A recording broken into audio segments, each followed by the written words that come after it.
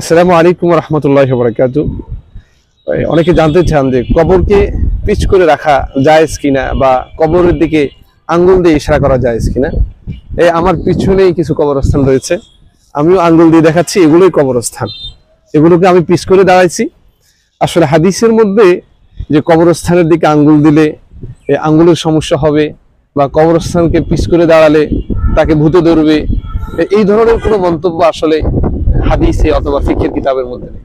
তবে হ্যাঁ, কোরআন কবরস্থানকে এটাকে তাজিম করা, এটাকে সম্মান করা এখানে শুয়ে আছে সেই সব। বাকি এটাকে আঙ্গুল দিয়ে আমরা ছোটকালে ভাবে করতাম যে কবরকে যখন দেখতো, কবরকে কেউ যদি শাহাদাত আঙ্গুল দিয়ে দেখাতো, তখন সে আঙ্গুলটা আবার কামড়াতো, যে মনে করতো যে আঙ্গুল পচা যাবে।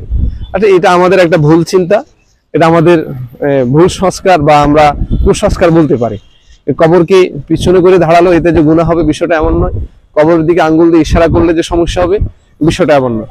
এই জন্য কবর কেন্দ্রিক আরো অনেকগুলো ভুল ভ্রান্তি আমরা ধারণ করে থাকি।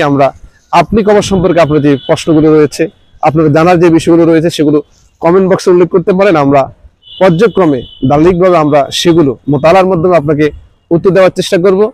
আশা করছি আল্লাহ তাআলা আমাদেরকে কবর সম্পর্কে সকল মাসআলা মাসাইল জানার এবং বোঝার সেই তৌফিক দান করুন। আসসালামু আলাইকুম ওয়া রাহমাতুল্লাহি ওয়া বারাকাতুহু।